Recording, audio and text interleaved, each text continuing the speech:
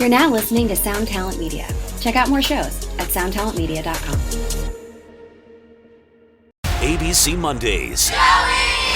The Bachelor is back, and everyone is falling for America's heartthrob, Joey Graziadei. Chef's kiss, 10 out of 10. He's taking another shot at love. I am definitely ready to find my wife. But will he find his perfect match? I am freaking out. I'm about to lose it. There's something I need to know. I'm done here. I thought it would be easier. The Bachelor. New Mondays, 8/7 Central on ABC and stream on Hulu. This episode is brought to you by the new true crime docuseries American Nightmare, only on Netflix. In 2015, the Vallejo, California Police Department received a strange phone call about a kidnapping. But when the truth is stranger than fiction, you won't know who to trust or what is real. A fast-paced true crime thriller with cliffhangers at every turn. Watch American Nightmare now, only on Netflix. Skip the waiting room. TireRack.com offers convenient mobile tire installation in many areas. Simply shop TireRack.com for your next set of tires, and at checkout, choose Tire Rack Mobile Tire Installation. An expertly trained technician will arrive with your tires and install them on-site. At home, at the office, wherever you are. You'll spend less time waiting and more time doing the things you enjoy. Learn more at TireRack.com. What's up, everybody? Welcome to this episode, and thank you so much for tuning in. As always, I super appreciate it. Every download matters over here, and I thank you so much for choosing to spend a little time with me. Just some quick house cleaning before we get into this week's episode. Mainly, I want to talk about more content for you. So if you like the podcast and you like this whole guitar thing, you might get a kick out of what I've been doing over on YouTube. I just wrapped up a 30 videos in 30 days challenge, and, well, let's just say I didn't quite complete it in the way that I wanted to. So if you want to go check out my latest video, it's over there on YouTube. I'll put the link in the show notes. If you search The Tone Mob, the channel will definitely come up. It's pretty easy to find. So just go there, check out that video. Basically, I didn't quite complete the challenge, and I talk about what I learned along the way and what I plan to do moving forward on that platform. Huge shout out to everybody that's been supporting me over there. It's a tiny, tiny little itty bitty channel, but there's a ton of interaction on it, and that is very encouraging and helps keep me going. Much like when you send me emails or reviews or anything on the podcast, any interaction I get really is helpful. And I guess while we're plugging different content platforms, don't forget to follow me on Instagram at The Tone Mob. Don't forget about the Facebook group. There's a Facebook group attached to this podcast called The Tone Mob. You can join it. It's a private group. Just make sure you answer the questions when you request to join so we know you are not a robot. Come join us. It's a good time over there. Okay, before we get started on this episode, I want to give everybody a little bit of a heads up. This one dives into some political issues. Now, it's not a heavy political thing. It's not diving into any deep, heavy topics that are difficult to discuss or anything like that, but it does discuss some political issues that directly impact working musicians, creative types, and independent contractors of all sorts. I brought Sean on to talk about this because he has been paying very close attention to how it's impacting him and others in his home state, and now a similar bill is on the books to roll out nationally. And by nationally, I of course mean the United States, which is where the bulk of this audience is, so I understand this may not be of too much interest to my international listeners, so apologies for that, but there are a lot of people based in the States that listen to this podcast that could be impacted by this, and the main thing we want to drive home is do some research on the PRO Act and how it might impact you. A lot of us are not thinking about this stuff. There is so much being thrown at us 24/7 and so many issues and so many things to try to focus on. These things can breeze right by you and be written into law without you even realizing it until it's too late. So go do some research on the PRO Act, figure out what it means for you, if you like it, if you don't like it. Don't just take our word for it. Go do your research, figure it out. I just think this is really important. There are a lot of musicians and independent contractors and people like myself and Sean who could be impacted by this negatively. And again, I said this in the episode, but I don't think that's intentional. But it is a problem. And so we need to all come together and try to figure out if this is really the best way forward as a country for this particular set of issues. So check out the PRO Act, do some Googling, try to figure it out. And that is the main takeaway that I think people should have from this episode. So without further ado, let's get into this. We talk about Sean's backstory, which I find very interesting, and we get into the PRO Act stuff later. So let's get into the episode. Why not? Let's get started. All right. Boom.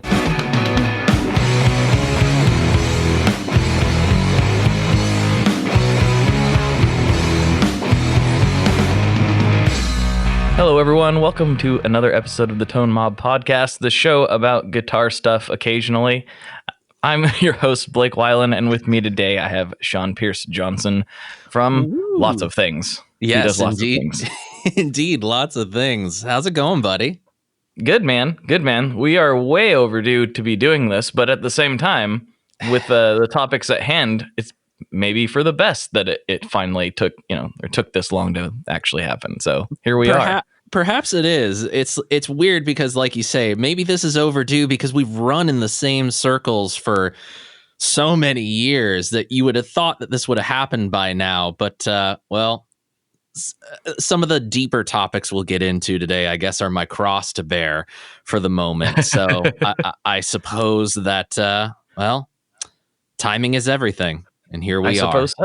I suppose so. Yes. Well, we'll start with when we first crossed paths. So from my perspective, this is how I remember it. And this is kind of funny because I had a similar conversation on the episode that just dropped with Dan from Old Blood. Oh, but nice. Basically, I headed to my first NAMM. I had been doing internet guitar stuff for just, a brief, seemingly brief period at that point, maybe like a little less than a year, somewhere in that ballpark. Mm-hmm.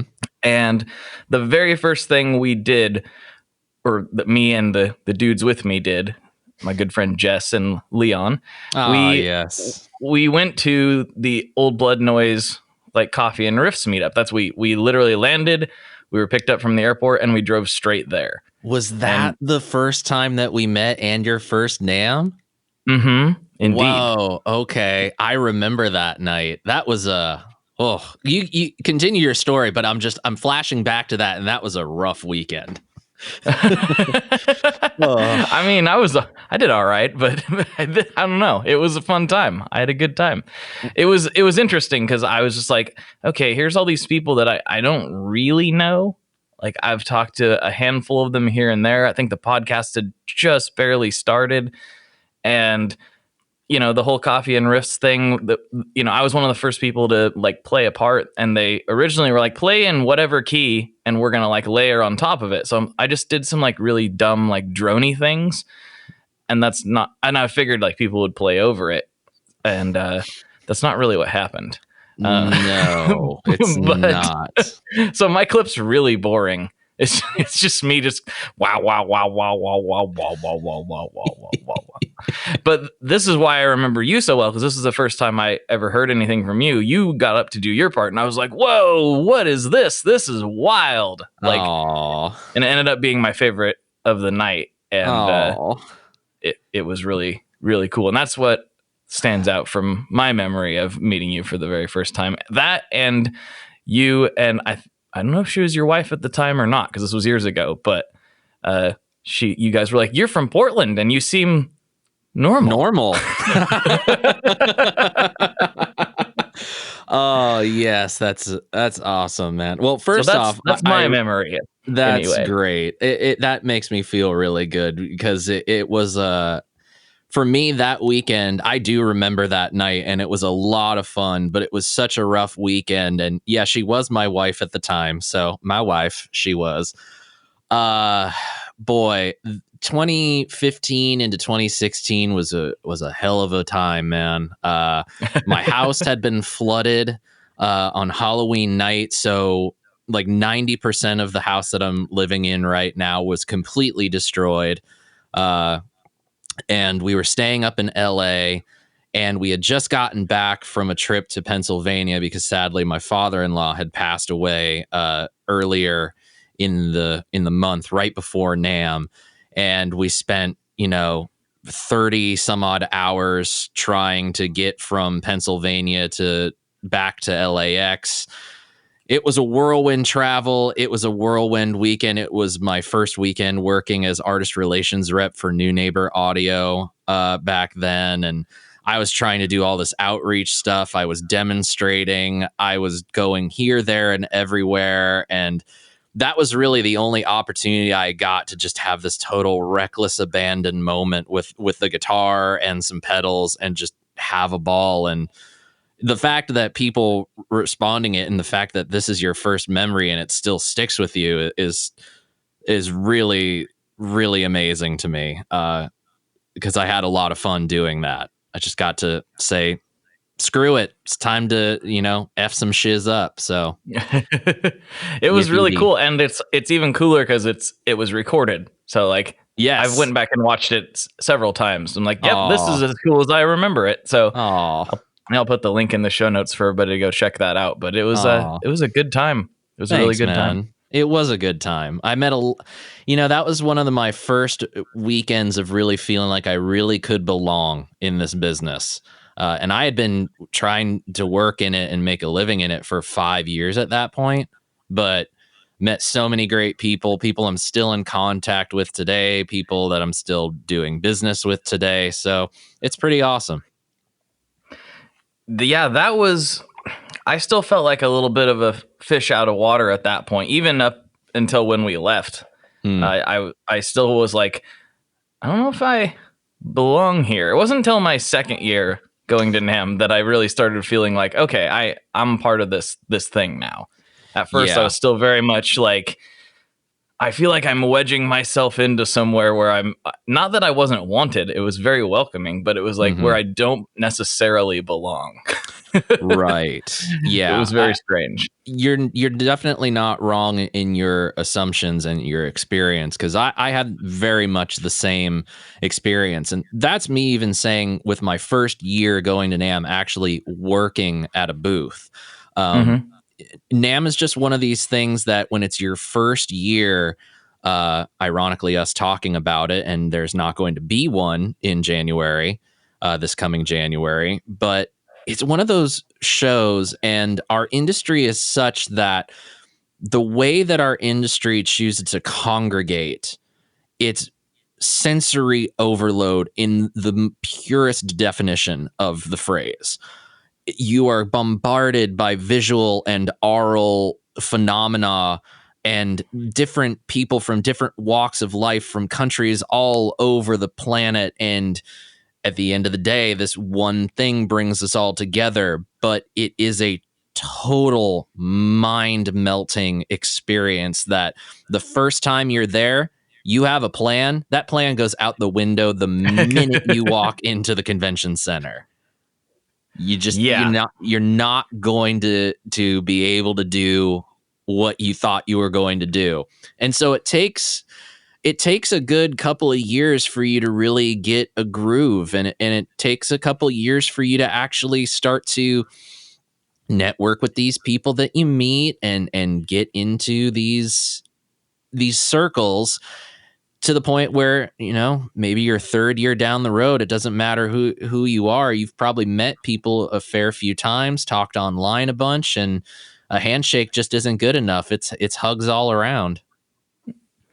Yeah, and like I said, it's very welcoming. It's not like people are like looking over their shoulder going, who's this guy? What's he doing here? It's not that at all. It's just there's so much to take in, and it's such a different thing from regular day-to-day activities that it's just like, what? Yep. What? Yeah. And it's hard to explain. It's really hard to explain without having truly. been there. But the difficulty in explaining it is what makes it so beautiful. Yes. Yeah, my dad keeps saying that he would like to go, and I just know him. Like, he doesn't like the crowds at Disneyland. He's somebody who would like to be on a mountaintop somewhere by himself. That's his thing. And I'm like, you say you want to go do this, but I know that you are going to hate it every second of it. Like, I know that for a fact. He was even there in Anaheim one year. Like, my whole family came down when we did the Disneyland thing after NAMM was over. And it was, I think, the second year. It was probably the second year, I think it was, when we had like the pizza party and stuff. Right. And all these people showed up to the pizza parlor, and my dad's just kind of hanging out in the back. He's like, who are all these people? I'm like, well, it's listeners of the podcast and industry people and, YouTubers. And there's all kinds of different people here. He's just like, what are they doing here with you? I'm like, I know, it's very strange. It's very strange. I get it. Hashtag bruised ego. Yeah, I was like, well, I don't know. I don't know either, if I'm being honest. I'm not sure. I love it. But let's get into you a little bit. So you've got a deeper history in this stuff than I do, and you've been around for a while and done a lot of different things. So let's start with when you started playing guitar and what has kind of led you to this path that you've been down.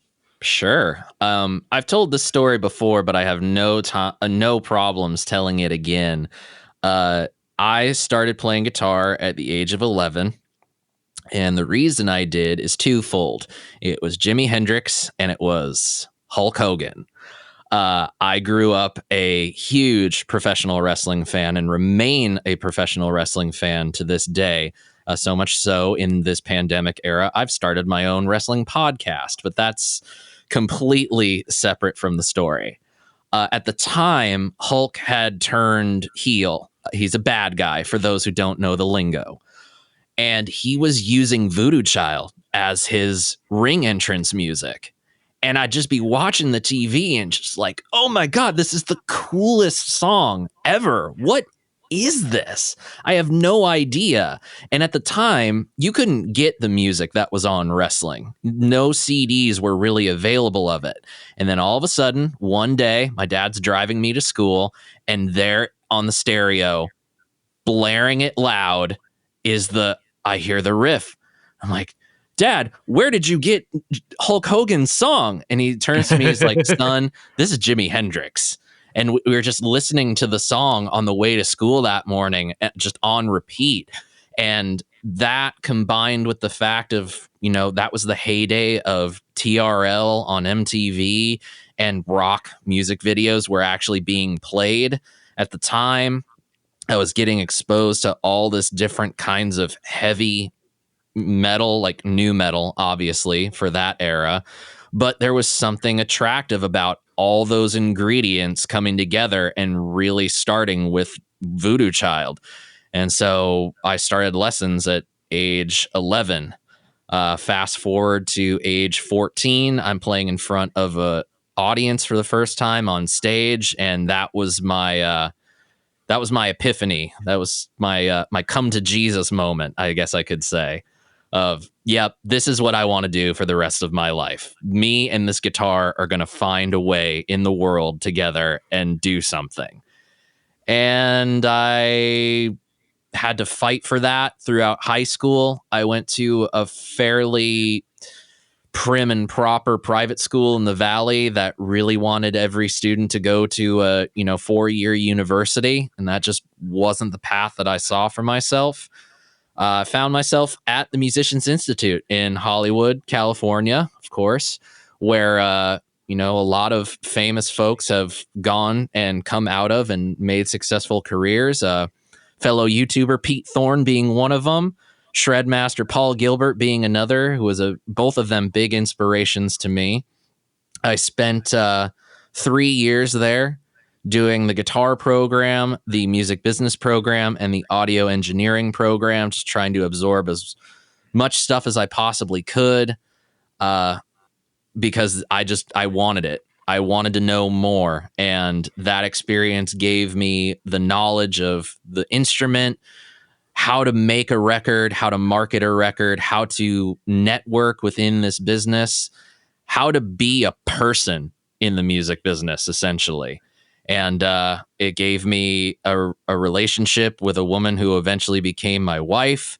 And we are business partners. We're life partners. We are music partners. I owe a lot in my life to my 3 years at Musicians Institute. It was an experience I will never trade for any amount of money or any other higher degree. I got the education that I knew would make me marketable and attractive to people that could give me work in this business. Then 2008, 2009 happened. In that downturn, no jobs in the music industry, no jobs anywhere really. But I was starting to pick up a few different session gigs in LA when I was still living there.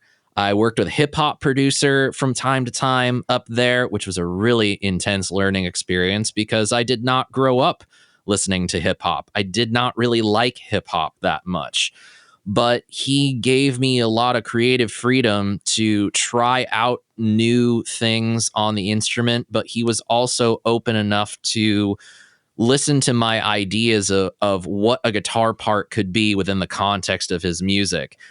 And the other challenging thing about that is I would just walk in with a cable and a guitar and a tuner, and he would plug me in direct, and I would be playing direct with no effects, no amp sim, nothing on the guitar, but pure unadulterated DI guitar sounds. That's rough. Talk about a learning experience, man. Man, I wish we were still working together today, but after a couple of years, it wasn't that we fell out of contact. We were still in touch, but he had some life things come up that he needed to take care of, and I had some life things come up that I needed to take care of. But that was another great learning experience. And I suppose now we should make the long story already long shorter by fast forwarding to the YouTube thing, huh? I don't know. You tell me. There might be some critical details in there we need. I'm interested in all of this. All right. Well, if you're interested in all of it, I will go into all of it. So in 2013, I had a very rough year. In January, I did something stupid and I was pulled over and arrested, and I got a DUI.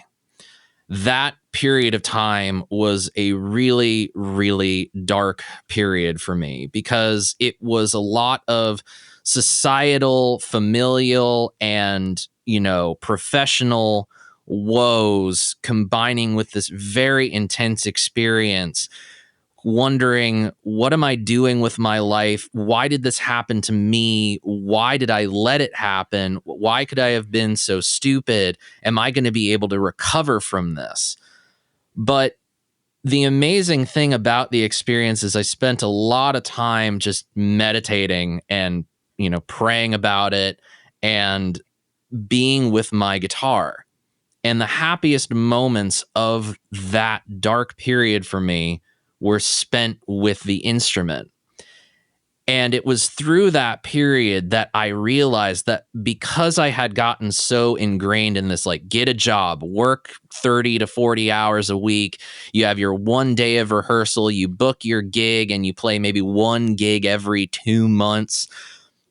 This kind of not being fully in it, not being fully present within my musical journey, I had gotten into scenes and befriended the wrong kind of people. Not to say that I became an alcoholic, because to this day, I'll have a beer every now and again, but I don't have an addictive personality. It was more, I wasn't aligning myself with the right kind of people to actually be successful within the industry that I wanted to be involved in. And so it caused this huge shift in my priorities where all of a sudden I found myself just every day throwing myself at the guitar, no matter what, plugging something in. I had no knowledge of video before that year. And that year I spent time learning about cameras, learning about syncing audio and video properly, how to get great quality audio mated to a video presentation. And throughout that year, I started just kind of brainstorming these little ideas of what could I do? Because I had started a YouTube channel years before, but never really did anything with it. I had a couple videos up, but they weren't anything really special. But around that time, it was seeing the rise of guys like Andy at Pro Guitar Shop, looking at guys like Gearman Dude, Rob Chapman, the viability of making a YouTube channel into something that could be more than just silly cat videos and clips of guys getting hit in the nuts was like becoming a thing. And so after the new year, 2014, things were starting to pick up. NAMM was really good. I got my license back, and I was just in such a better mindset. But I had lost my job, and I needed something to occupy my time. So I started experimenting with demos and videos, and eventually out of that dark period was where I birthed the idea of Stompbox Saturday, a weekly pedal demo show focusing on stuff that I was either interested in, owned and loved, or concepts and ideas of what you could do with pedals. Somehow I've been able to, after that, turn it into a job for the most part, turn it into something that I'm meeting people in this business. I touch a guitar every day, man, for my job. Like, that's what I do for a living. I can write musician on my tax forms. And that shifting of priorities, that just being very thankful for what I have, being grateful for what I have, and just wanting to be something that people can look to help them in their musical journey. And then also it's a way for me to help the 14-year-old boy that I was, that just loved this gear and thought all this stuff looked so cool, but had so little access to it, trying to give something back to that kind of person who doesn't have access and is going to be honest and is always going to try to provide some sort of good musical context for this stuff. And, well, I think that leads us up to today, pretty much. That was a good story. That provides me a lot of details of it, because, my perspective was I saw you at the thing the one night, and I was like, oh, he does the YouTube thing. This is what he does. Mm-hmm. And there's a lot. I knew there was more to the story because we're about the same age. So I knew that couldn't possibly be the full extent of it. You didn't just wake up a YouTuber one day. Sometimes I wish I did. And then on other days, I'm so glad I didn't. Yeah. Well, I've been pushing into that realm lately, and I'm like, man, I already had a respect for people who do that kind of content creation because I had kind of had an idea of what it takes to do it. But man, this month has been just brutal. Or this last month, rather. Yeah, this is man. The first day of the month. I was like, man, this is so intense. But it's working. But man, it was so much to do. Yeah, so man. much to deal I with. give you a lot of credit for wanting to get in on that. And, you've got a family, you've got, your podcast, but podcasting and YouTubing are two similar but separate worlds. And even for me, I don't have kids yet. I don't have any pets. I just have myself, my wife, my house, and all these other things to take care of. But then it's like, how do I balance doing the YouTube thing? But then it's like, I have this band, Cockeyed Optimist, for those any of you curious enough to go listen to our stuff. We want to release new music, but then it's like, how do we release new music in this era? How are we going to move forward? And then there's other legal things with the band that we're trying to figure out between old business relationships, new business relationships. It's a constant juggling act because at the core of everything we do is music. There's no ifs, ands, or buts about it, but it's a balancing act, and it's very hard sometimes to do it well. It actually took me, and I think I've talked about this on a few episodes lately, but it took me a few years to actually wrap my head around the fact, even after I had quit my job, to wrap my head around the fact that I am a part of the music industry it was like, oh no, I'm part of the gear industry. And then it's like, no, you are part of, which is part of what, the music industry, right? Like, it took me a long time to be able to like figure that out. It wasn't until I started interviewing like a little more like artists and doing like some backstage stuff. It was like, oh no, you are in the music industry. And that is not actually something that I ever thought was possible for me growing up, which is kind of a different path than what you took. We were like, this is where I'm going to work. I never even thought it was an option. Yeah. So it's a weird business, and it doesn't get any less strange the more I get into it. It just gets more strange. Bro, the deeper you get in, the weirder it gets. Let's see, I'm 32 now? Yeah, 32. I really think that I started my professional career at 18 because I was just, even when I was at MI, I was trying to do stuff. But you meet people that just blow your mind, and then years later, you find out things about people that just disgust you. You do a lot of things for free to get some experience. You do a lot of things for very little pay because you just need that at that moment in time. You take a lot of gigs that aren't great, and then you take gigs that are great. It's the experiences they're just strange, man. But they're just, some make for some really great campfire stories. Others that are like, I wish I could forget that. Yeah, exactly. I wish I could forget that. I don't have any of those yet. Knock on wood, I won't have any, hopefully. But so far, I have some decent campfire stories, but that's about the extent. Of course, they end up usually being on the podcast, so people have heard them before. So, welcome to Tone Mob, the Campfire Stories podcast.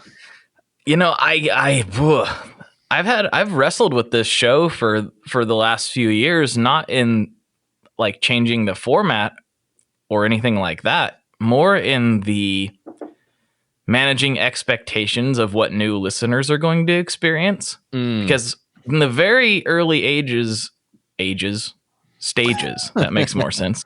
In the early ages, in the early stages, I thought it was going to be much more focused and much more like, well, tell me about the pickups in your Telecaster, which it is. We do that, but we also don't do that, right? Sometimes at all. And I changed the description here.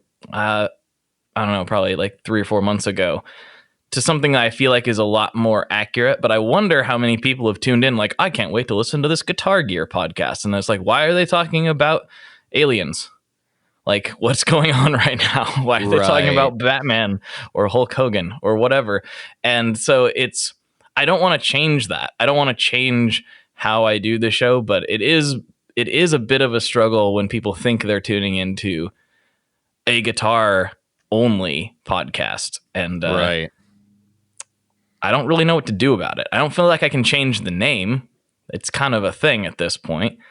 I don't know. I guess I'll just keep trying. That's why I kind of have started saying that the tagline of the show a little different. It used to be like, I would say the show about Guitar Tone, the people behind it. And I still say that.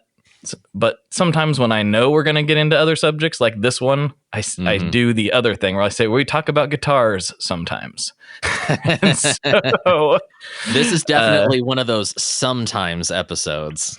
Yeah, because we have something very specific that I brought Sean on for, not just because I wanted to talk about our mutual history and all the stuff we've already discussed, but there's an issue going on that is impacting you currently and could potentially impact everyone in the U.S. Indeed. And I guess we should probably, shed some light on it, because I wasn't actually really aware of it until you started talking about it. So right. Well, spoiler alert. This is a good segue. Spoiler alert to everybody watching. We're not actually going to talk about the election. So There you go. That's not what we mean. That is There's not. enough. That is not the thing that's going to affect everybody in the United States, though it will. So It's not an area we need to comment on. Right. I guess that's not right. it. And I want to preface this before we get into it by saying my stance on what I'm going to be presenting to everybody and talking with Blake about comes from no party angle. I am coming at this from a musician, an independent musician, and someone that has come up in the music business and feels like this is a problem for the potential growth of music, but then also the potential fostering of the music business with new crops of talent and new crops of, people within the business, and mostly related to performances, not necessarily gear. Completely different idea. So here in California, back in September of last year, wow, it's been a year. God damn. It's been a year that I've had my stomach in knots because of this.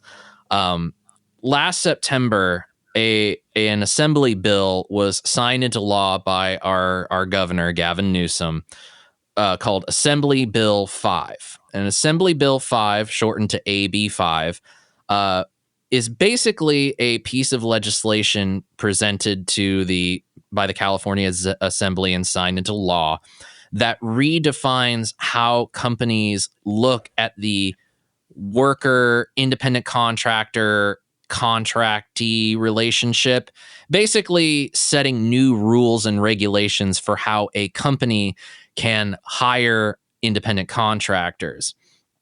And essentially, what it says is that all workers must be treated as employees of a company unless they meet the qualifications of this 3-prong test that they call the ABC test.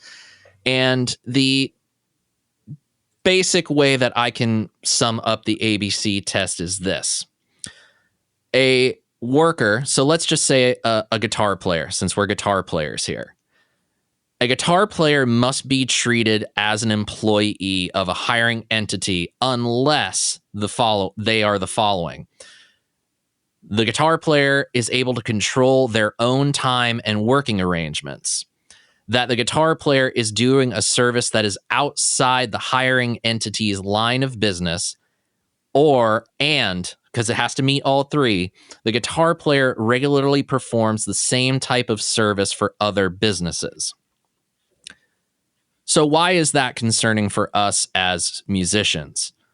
At the end of the day, what many of us musicians were upset about is that B prong of the ABC test, doing a service that's outside the company's line of business. Basically, dude, our greater business is music. We're all musicians performing with other musicians and working with other musicians. We all are in the same business because you wouldn't hire a tile installer for showers and bathtubs to perform guitar parts on your recording. You're just not going to do that. You're going to hire someone who knows how to play the guitar in the genre that you're looking to record. And so successfully, the music industry lobbied for an exemption to AB5, which was recently signed into law. That's AB 2257, I believe is what it is. Pardon me, because I'm going to be referencing some articles I have pulled up because I want to make sure I'm presenting this information to you all as accurately as I possibly can. Yeah, AB 2257. The challenge now, though, is that even with this exemption for musicians to AB5, the initial pushback and why so many people are fighting against it is that the AB5 was intended to be something that would fight back against app businesses like Uber, Lyft, DoorDash that legislators are claiming are not treating their workers correctly, not giving them what they feel that they are due. And in many cases, that is true. I'm not saying that Uber, Lyft, DoorDash, I'm not saying those companies are sainted and should be lauded as such. But this takes away a lot of the freedoms and adjustability of being able to work how you see fit within the gigging economy. Furthermore, when AB5 was first signed into law, there were up to 40 different professions that were immediately exempted from the legislation. What makes that even worse is that when you look at the list of professions that were exempted from AB5 right out of the gate, you could very easily follow the money. Very easily see, oh, because this profession makes a lot of money, they have the people to be able to fight this stuff, and they're not worried about it. Like what, for example? Well, like doctors, lawyers, big time money professions that have deep pockets within their lobbies to be able to fight for their ability to keep making money the way and keep working the way that they've been working. But if you're an independent musician, you don't have that kind of deep pocketbook. We're not represented necessarily by a union as independent musicians. And a lot of us as independent musicians don't join the union by choice because we like the freedom of being able to take gigs that just are fun to us or interesting to us. We don't necessarily care if we're getting paid a union rate for something. We're just happy to be trying new things and doing new things and having fun. And wasn't that another part of the bill as well? Like that employer, you correct me if I'm wrong, because I'm just kind of going off of like the little clips I've seen here and there. So hey, we're here to have a conversation about this, so let's do it. Yeah. So isn't that part of the deal? Like we haven't really referenced like why this is such a big issue. It gets to like say the quote unquote employing entity or the contractor, or not the contractor, the contractee has to treat certain employees like, or excuse me, certain contractors like employees now, in that they would have to provide health insurance or whatever. The idea, which is a solid idea. I understand why that would be something that some like Uber and Lyft would, should probably be accountable for. But then what that would do is to say like some guy who wants to hire you to play on a couple tracks at his studio, he's just going to be like, well, I'm just not going to call you then because I don't have that kind of money. Like I'm just not going to. And that kind of is the thing. And something that I should have articulated earlier is that the idea is really to make sure that if a worker is working like they are an employee of a company, that they have access to these benefits that they could potentially be getting as an employee. It all stems from a case in the California Supreme Court resulting from delivery drivers for a company called Dynamex, basically being hired on as employees, then switched to being an independent contractor, and they had the benefits and then the benefits got taken away. And even that, some of the details are starting to become murky, and I'm learning things about that court case that I don't really want to get into right now because I don't fully understand them. But to me, the problem with AB5 is that it effectively guts the gig economy, which the music business originated. And right now, especially with COVID-19 and the fallout and seemingly no end in sight to half the things being closed in our areas and not really being able to get much relief from the government when they're telling a lot of people that, nope, sorry, you can't work. There's a high degree of probability that a lot of people could, to pick up a little extra cash right now, they can drive for Uber, DoorDash, whatever. Writers can submit articles working from home, and they can submit them to publications all over the country, all over the world if they wanted to.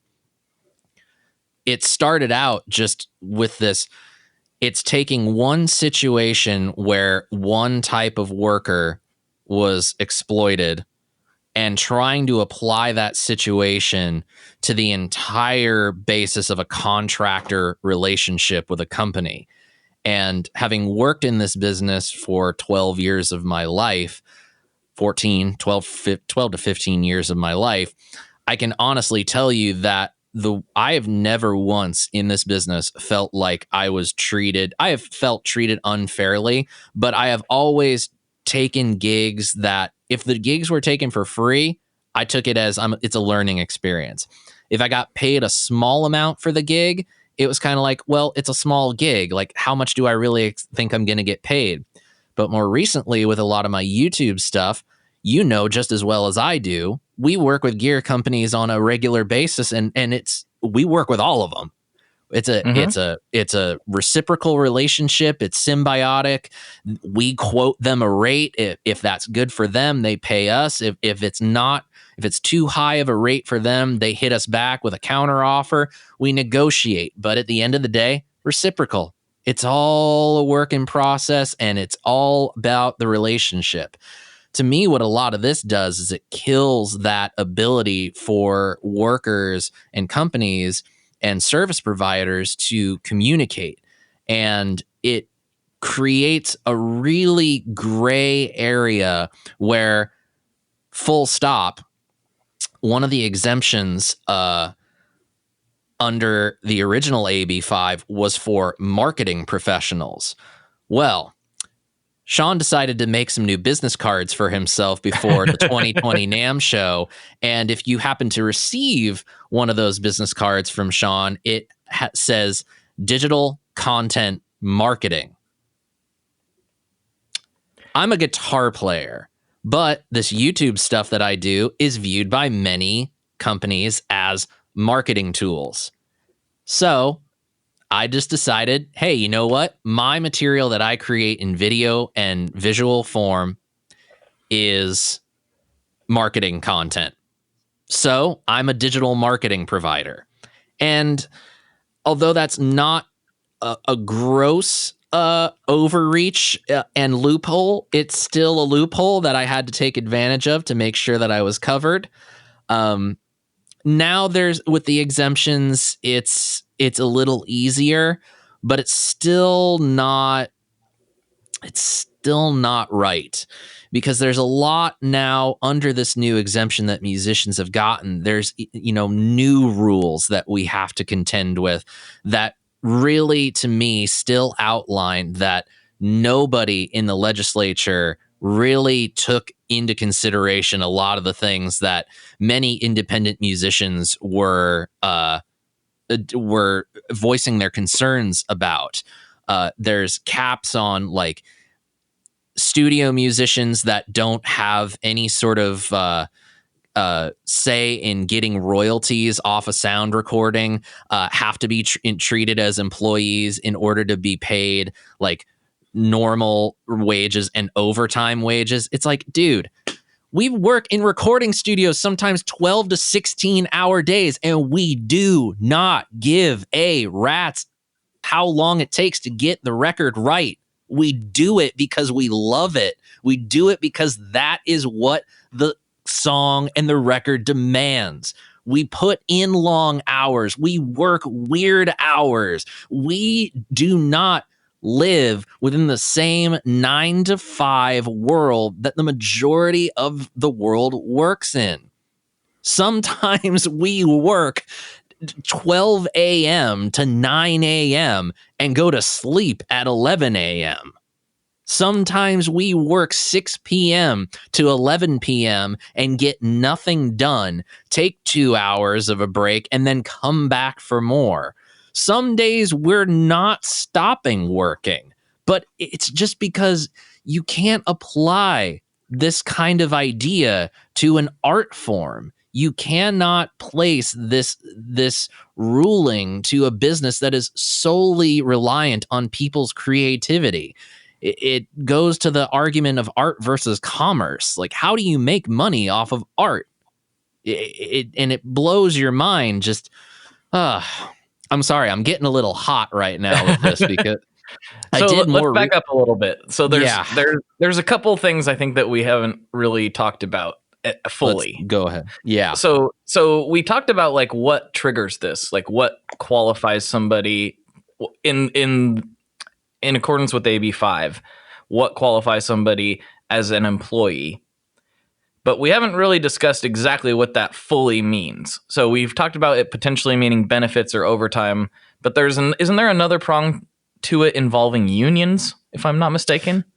Well, this is really where we can start to get into.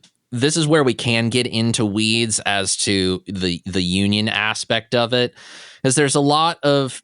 I'm telling you, people, there's so much about this online, and I highly, highly, highly, highly recommend that you go do the research yourself. Do not take my word on this as gospel. Do the research for yourself, but use this conversation as a jumping off point. There is evidence to suggest that the legislative person, the assemblywoman who wrote this, Lorena Gonzalez, is a former labor organizer and a former union representative. There is evidence to suggest that the money that gets contributed to her campaigns from these labor organizations influences the legislation that she writes. There is evidence to suggest that union membership is not exactly as high as it once was. There is evidence to suggest that a lot of the people in our age group, Blake, are very happy working in the gig economy, but there's a lot of tax money, there's a lot of union dues, and a lot of other fees and things left out on the table that all these different government and labor organizations could potentially have access to. I'm not saying that that's really what's going on, but the evidence is presented there for people to draw their own conclusions on it. So one could say that one of the goals of AB5 is to try to bolster union enrollment. And that's very possible. And look, unions have done a lot of great stuff for the worker since, the Industrial Revolution began. I've seen research recently and articles recently saying that this ABC test is really not much different than legislation introduced back in the 1930s during the Great Depression for factory workers. So this isn't anything necessarily new, but it's being presented in a new way that could have some impact on how much tax money governments get, because now some of these independent contractors are having to start corporations to, be able to continue working as they are. And, maybe there will be more people that if they do get hired on as employees, that the unions will have a larger, I guess I could say market share is a phrase that we know. And like I said, I'm not saying that that's exactly what's going on. That's just the theory that is posited out there. For me, I know one of the reasons why I don't want to join the union is I've been a member of two in my life. And the first one I had to join at age 16 when I went to go work as a bag boy at the local grocery store. I'm 16 years old. What do I have to join a union for? I'm living with my parents. Like, why do I had to pay money to join? I had to take money out of my paycheck every week to go towards union dues. And then when I stopped working at the grocery store, I had to pay an exit fee. Fee? Really? Yeah. They took money out of my last paycheck as an exit fee. That's a new one. I've not heard of that before.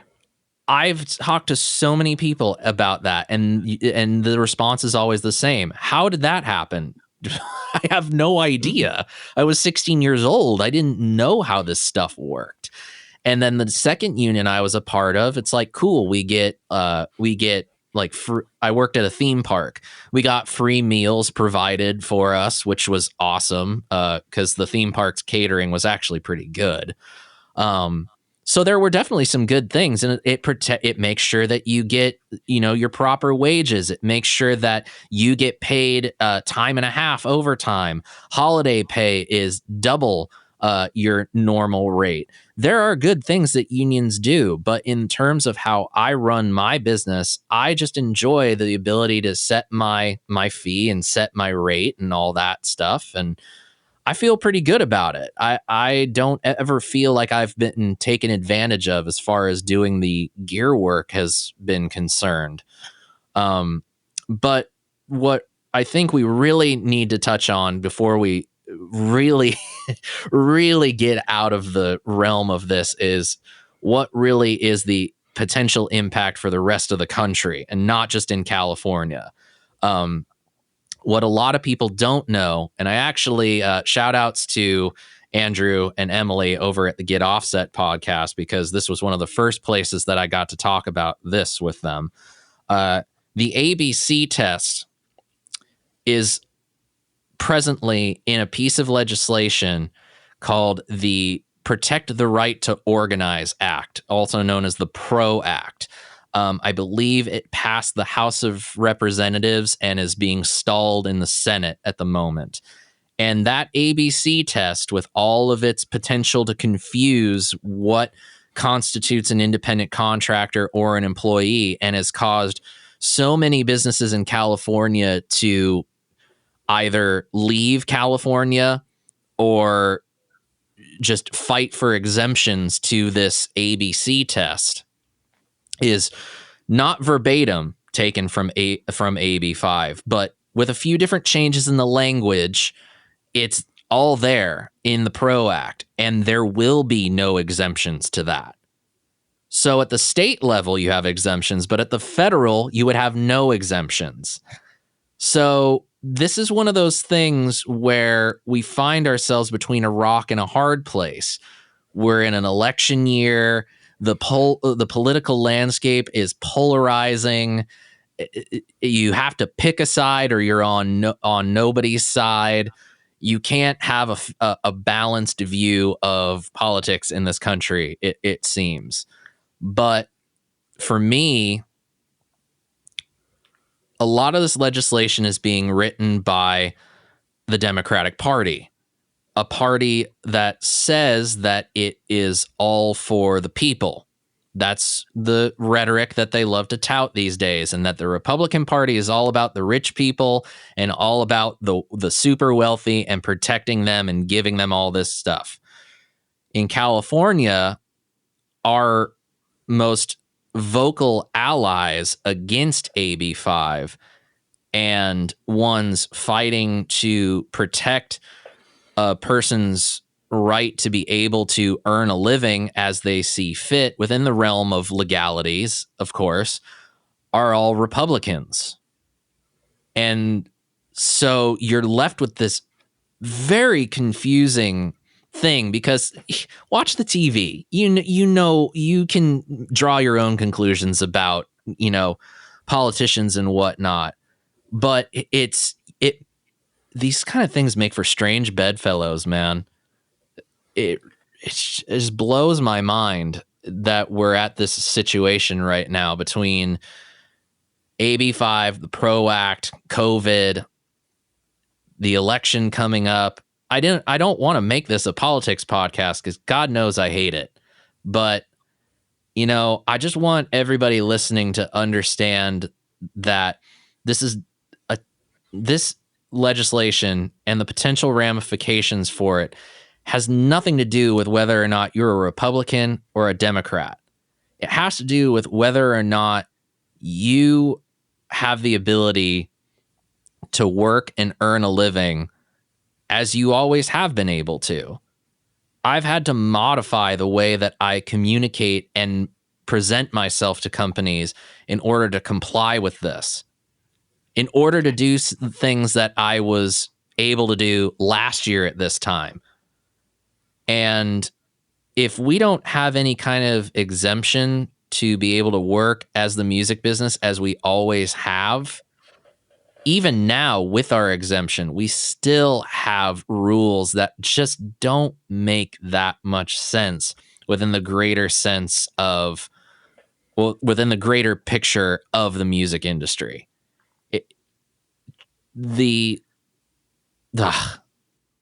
Sometimes it's really hard to find the proper words to talk about this.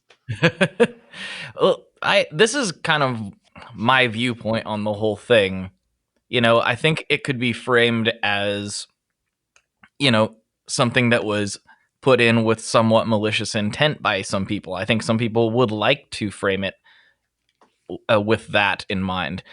I kind of view it as something that was done to help protect people that have been abused. That, that's not cool. Like, hey, we're going to hire you. Here's your medical benefits. Just kidding. Like, that's dirty. Right. And I think this was put in with the idea that it's going to help protect people.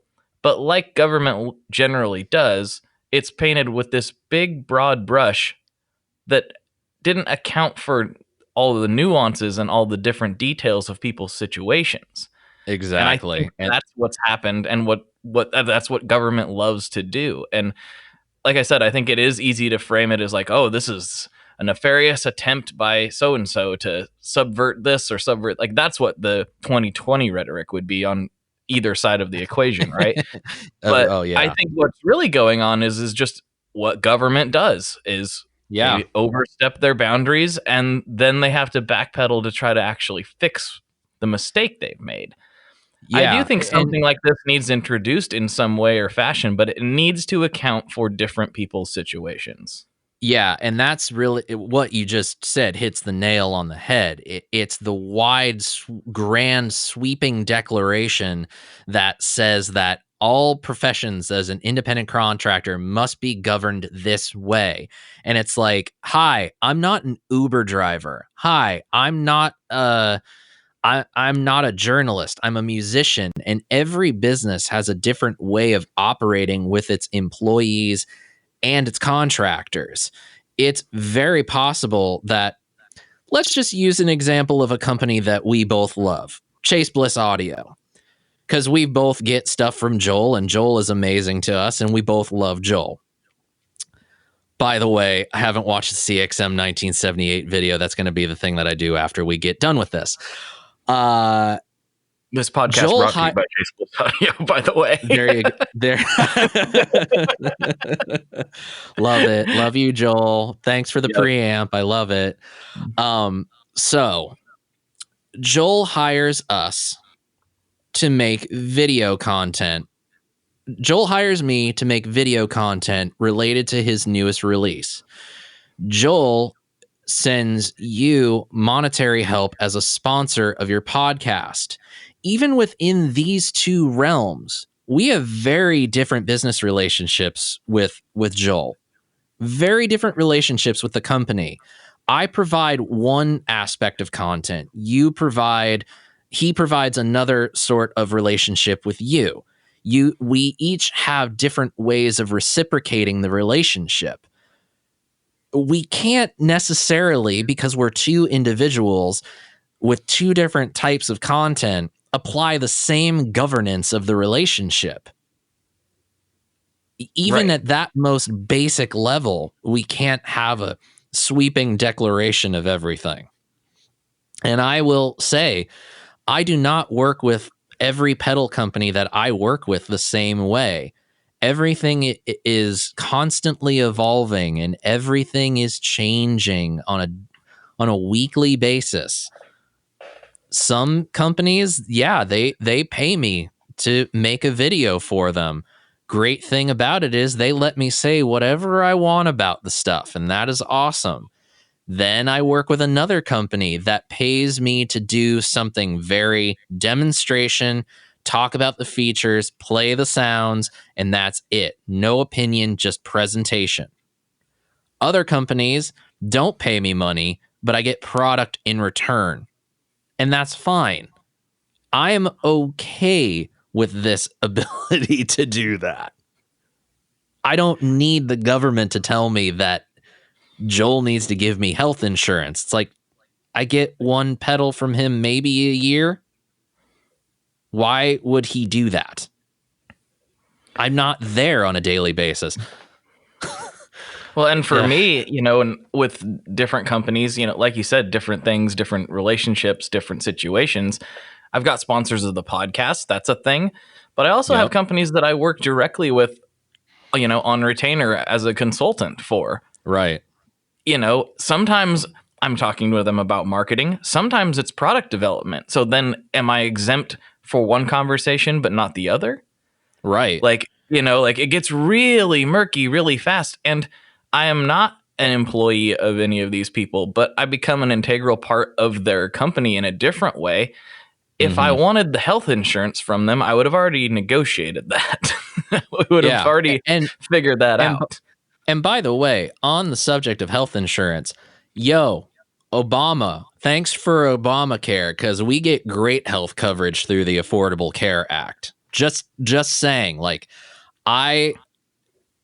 if you really want health insurance, it is available for you, people. You can afford it. Trust me. I am a working musician, not making amazing money, and I can still get affordable health care. So # thanks, Obama.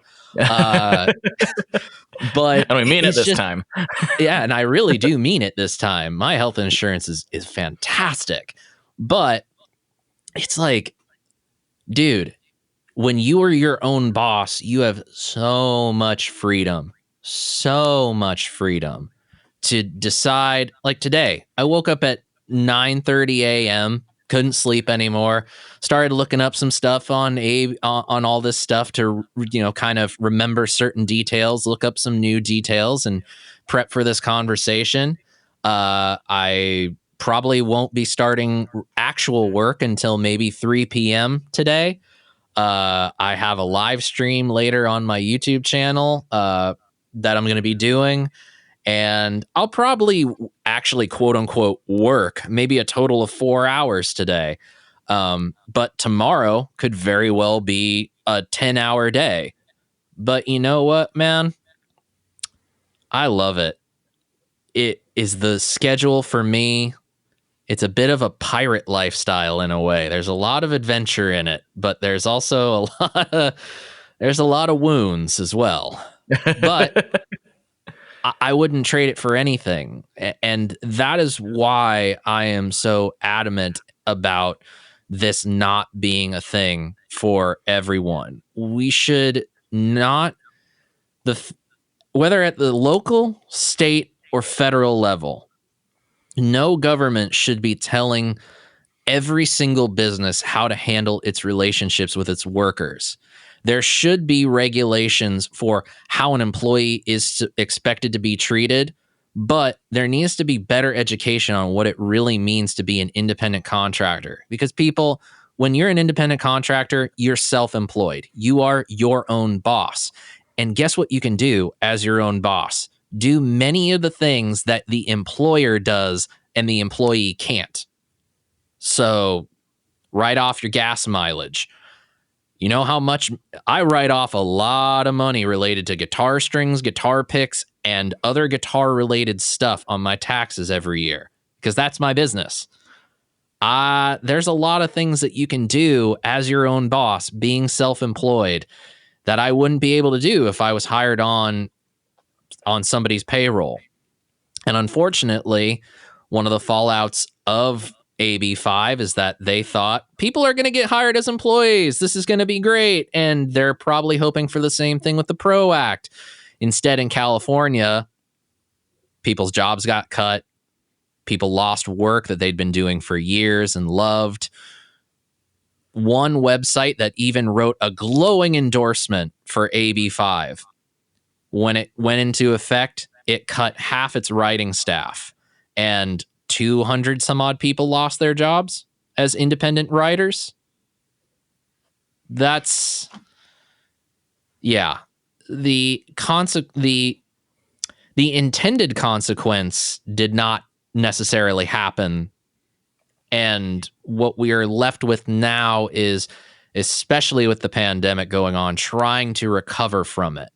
And in my opinion, the only way we're going to recover from this period of time, once COVID is no longer the pandemic level, we're going to need to give every man and woman of working age every opportunity to be successful and work and earn a living as we possibly can. We are guaranteed as Americans the right to life, liberty, and the pursuit of happiness. And a lot of that in those three prongs comes from being able to have a job that we love, that allows us to earn money, to be able to provide for our families and have some fun and enjoy our life. I know for me that the music business and the sectors that I work in allow me to do those things, to live my life, to be able to have the freedom to work with whoever I want to work with and do the things that I want to do and be happy. And it's really pressing on me right now to be some sort of positive force within our gear industry, be a positive force within music, and help people realize just how much power they actually have within themselves to be in control of their own destiny, but at the same time, just being happy. And this has done nothing but cause me grief since I found out about it. I don't want that for anybody else. And so I guess that's why it's become my cross to bear, because I've experienced the stomach knots and the wondering, am I going to have to move from California? Where am I going to go? How am I going to work? I don't know how this is going to be possible. What am I going to do? I don't want anybody to have to feel like me and my wife have felt over the course of this last year because of this legislation. So that's really, I guess, one of the best ways I can sum it up is I just don't want any of you listening that this could potentially affect to affect you the way that it has affected me. Let me get the gray hairs for you. Well, I think it's just important to get it out there because, like I said, you were the first person that I heard talk about it. Now it's starting to get some attention now that it's been on some bigger shows and things like that. But still, I don't think your average American knows that the PRO Act even exists, to be perfectly honest. And I don't blame them for it. There's so much to pay attention to, try to pay attention to right now. There's so much noise. I understand why nobody would know about it because I didn't know about it. And I try to pay attention to things that impact me, especially that are going to impact my business. This could directly impact my business, and it shouldn't. This shouldn't be the way that it is. Something needs to happen. Clearly, we can't have people getting abused. But this ain't exactly. It. This ain't it. Yeah. That's all there is to it. No, you're absolutely right, and that's exactly how I feel with it. We should be protecting people that their employment is being abused, that their relationship with a hiring entity is being taken advantage of. We should be. But at the very same time, a musician is not a painter, a house painter. A musician is not an Uber driver. Well, maybe on certain days they are, and not on others. But my point is, you can't look at every single possible profession in human existence under the same lens, because inevitably you're going to find something out of focus. And we cannot do this to anybody on any political party affiliation, Democrat, Republican, Green, Peace and Liberty, whatever your political libertarian, whatever your political party affiliation. We cannot do this to the working American. Everybody needs to have the ability to earn a living in the way that works for them. I feel like that's a pretty good place to wrap this up. What do you think? We could sit here for hours and talk about it. And no offense, Blake, I'm friggin' done with this one. I figured as much. You put a lot into it. So let's do the final things that we do on this show, and we'll wrap up this part of it. Sounds good to me. Okay. All right. First of all, put up your billboard. What do you want to say to the people? You've been saying a lot of things, but now's another chance for you to say something different. I want to say thank you for listening to my spiel. And I hope that you all learn something and that you'll be curious enough to do the research for yourself. I believe in you as humans with brains and intelligence and love you dearly for that. If you would like to support me in any way outside of this fight, as Blake said, I am on the YouTubes every week. I have my pedal demo show, Stomp Box Saturday. You can find me on YouTube at youtube.com/Sean Pierce Johnson. I don't just do pedal demos. I do tons of other video content, and I'm hoping to do a lot more in the future and not drive myself crazy. I'm also on Instagram, where you can go to @StompBox Saturday if you want just pedal related nerdery, or you can go to @Sean Pierce Johnson for more of the personal musical journey, maybe some little introspective stuff and some pedal stuff related in that as well. Also, the thing that I would really love for people to check out outside of my YouTube channel is my band Cockeyed Optimist. We're sort of a hard rock alternative metal band.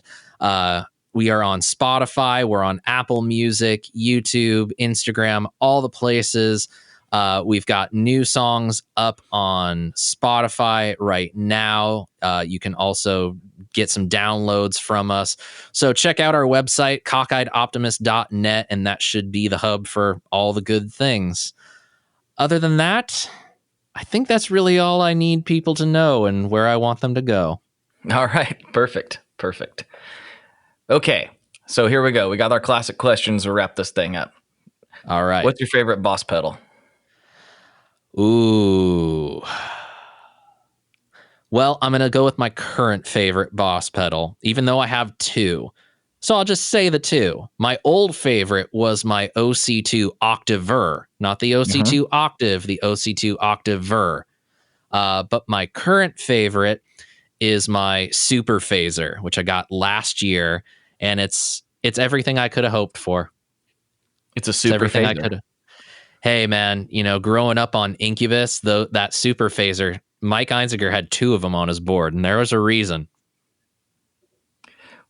I have never played the Super Phaser. I got to be honest. Oh man, fix that. I can't comment. It's good. I don't know. It's real good, and I like mine a lot because it got modified to accept DC instead of AC. So I can use it with just about any power supply, and it also has a bright blue LED, which is great. Very nice.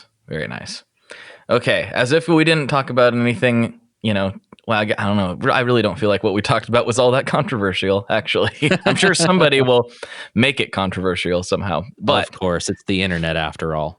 Exactly. So let's get real heavy. What is your favorite kind of pizza? Oh, no. Okay. I'll start with this. Okay. You know how Ben Franklin once said that beer is proof that God loves us and wants us to be happy? I would argue we should add pizza to that equation. Okay, I'm down with this. Pizza in all its forms is proof of the glory of God. How is it that all the great things could combine together? Bread, meat, cheese, certain veggies, and all these different things, they come together in this beautiful amalgamation into a food stuff. It's amazing. It's amazing. But there's a lot of great pizza places near where I live. I'm 10 minutes driving distance from a pizza port in San Clemente, and Pizza Port makes some great pizza. I have a Chicago pizzeria, another 10-minute drive from me, and they are awesome. They got an awesome beer tap list. Unfortunately, right now, I'm kind of eating paleo, so I haven't been able to eat normal pizza. So I'll say my favorite pizza right now is the pizza I'm jonesing for right now. Okay. It's a Chicago deep dish with pepperoni, sausage, salami, bell peppers, onions, and jalapeno. Oh, yeah, I can do that. Okay. Yeah. I like that. That sounds good. That sounds But very good. having said that, there's lots of great pizza. Explore it all, people. Even Dive the thin in deep. crust. Especially Shots fired right there. Yeah, this podcast is over. We're done. Ah! But we actually are done, so that's fine. Yes. All right, everybody. For Sean, this is Blake, and as always, folks, good luck and good tones. Okay, there you go, folks. Hopefully you enjoyed that episode. Hopefully it did something for you. That's always the goal with these things. And again, thank you so much for tuning in. I really, really appreciate it. If you need more content, please, please, please slide over to Patreon and check it out. I'm delivering an extra episode every week over there for just $5 a month, and that $5 goes a long, long, long ways over here. Trust me, it is extremely helpful, and I can't express enough how much I really appreciate the support. I really can't even put it into words. It's incredible. So please go over to Patreon, and if you can get yourself extra episodes. If that's not in the cards right now, I totally get it. Please just share this show with friends. Share it with anybody you think might benefit from this. Heck, share it with anybody who may need to hear about the PRO Act. That could be anybody at all. So please share this around. Every download seriously matters so much. And thank you so much for tuning in every week as you have for so long, so many of you. And if you're a new listener, thank you too. Your download is just as important. Thank you very much, and I hope you come back for more. I've got some more planned out. I'm going to have a bonus episode for everybody this week. I'm really excited to drop that one.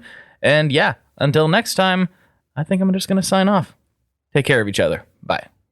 One last thing before we totally sign off here. I just want to remind you that if you do any shopping at Stringjoy, that's Stringjoy guitar strings made in Nashville, that will help me out as well. As I've said for years, I'm heavily involved in that company, and I really do think they're making the best products on the market. So if you would like to try custom strings, go to tonemob.com/stringjoy and check them out today. I seriously love what the team down there is doing. I help them out with all kinds of things, and by you supporting them, you are also supporting me as well. And hey, you need some strings, so why not get some custom strings just for your guitar and playing style? Again, the link for that is tonemob.com/stringjoy, and that will take you right to their website, and you can do all your shopping through there, and that will help everyone involved out. So thank you very much.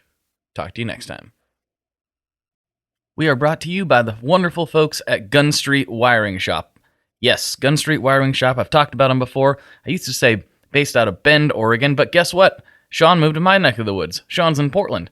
Sean is awesome and has helped me with a bunch of stuff lately. And if you have wiring needs for your guitar, he can help you too. If you want to get weird with it, he can get weird. If you just need to spruce things up a little bit, there's your guy.